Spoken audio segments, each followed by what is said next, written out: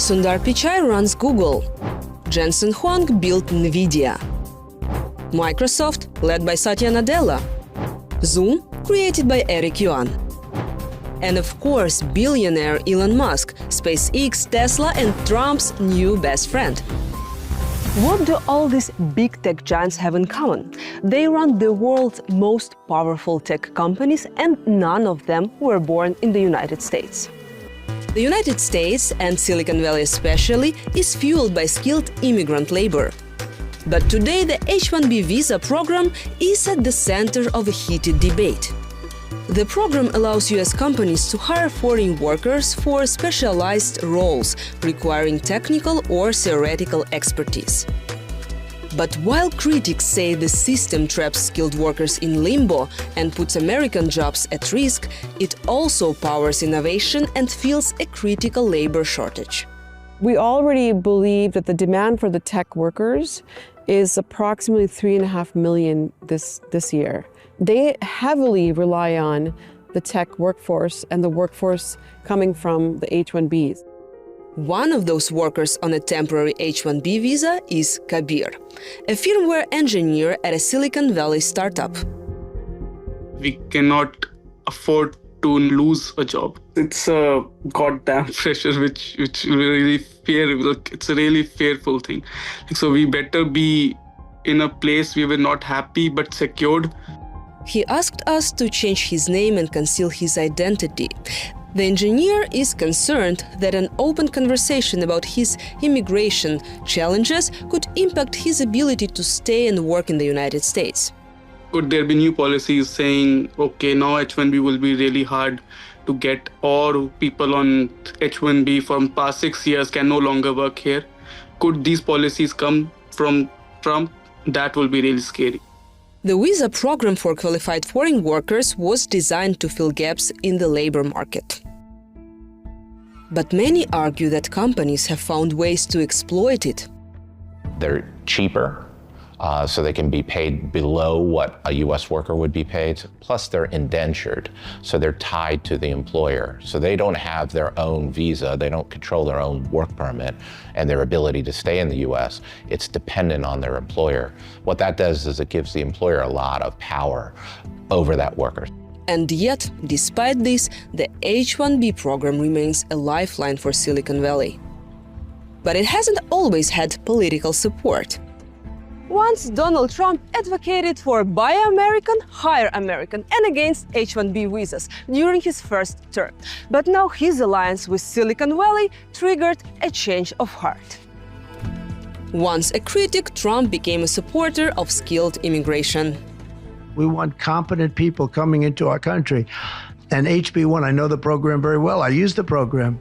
Many of the tech titans backed Donald Trump financially during his second run for the White House. Also, they were front and center at his inauguration. And the Silicon Valley influence over Trump and his policies is only growing. They will definitely be influencing his policy decisions on H-1Bs because they will be directly impacted. Elon Musk, who runs Tesla and SpaceX, relies on H-1B workers heavily and is interested in a more business-friendly visa system. He is not alone. Other industry leaders are also in Trump's ear, reminding him how much they depend on this workforce. But on the other hand, many in the Trump administration have taken a stance against immigration. Since taking the office, Trump himself has pushed executive actions to limit both legal and illegal entries into the US. You have this battle between the anti-immigrants and the Silicon Valley crowd. And who will Donald Trump listen to? God knows. It depends on what day of the week it is and what his mood is. We don't know. So this is why I can't predict what they're going to do with H-1B policy, with green cards, or immigration policy in particular. Vivek Wadhwa, a CEO of a Silicon Valley life science company, says Silicon Valley companies lobby for more H-1B visas rather than pushing for green cards and permanent status, because they prefer a workforce that remains dependent on them. So what happens is that if you're now running a big technology company, you rather have more stable employees who can't leave, who get lower salaries, than have people who are going to just jump ship like the rest of the employees do. So it's an economic thing for them. This is why they're not fighting for green cards. They're fighting for H-1B visas. This is the dark side of Silicon Valley that no one's going to talk about it openly here. And workers like Kabir feel the impact of that dark side. With 1 million applicants, he faces an endless wait for a green card. I'm contributing to the economy here. I've been stayed here more than 8 years now. There should be a path to get green card. But right now, green card wait line shows for me 108 years. Most of those in line are Indian workers. Since they make up more than 70% of H-1B workers, they are the largest group in the system. They are also the ones most affected by its flaws and are increasingly becoming targets of hatred. Indians are accused of taking jobs away from Americans, dominating certain industries, dumping wages, and undermining the job market.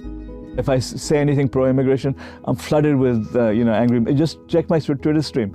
Go through the tweets where I talked about immigration. You'll see it's flooded with negative comments. Comments like what? Oh, go back to India. Your people shit on the streets. You come from a sewer. All sorts of things like that. Just angry, hatred towards Indians. Those who would seem to be in a position to change the system, such as the Indian IT companies that dominate the outsourcing market, have little motivation to push for change. Ron Hira, who studies labor issues, says they use the gaps in the system to their advantage. They're the top users of the H-1B program. So this has been a priority, keeping the visas, increasing the visas, preventing reform, for example, like higher wages and things like that, things that would help U.S. workers and H-1B workers. The Indian government has lobbied very heavily against those kind of reforms because it's a big cash cow for the country. Many skilled immigrants get tired of the system, uncertainty, and waiting. And they decide to come back and build companies in India. There are going to be many Silicon Valleys in India over the next 5 or 10 years. So what's going to happen in the United States makes it harder for skilled immigrants? Will companies move their jobs elsewhere, taking talent and innovation with them? Vivek Vadva has already made that decision and moved his company to India. So this is the future, that you can get the same or better skills in India that you can get here, and the cost is less than 10% of what it is in Silicon Valley. The entrepreneur sees this as a bigger than just immigration question.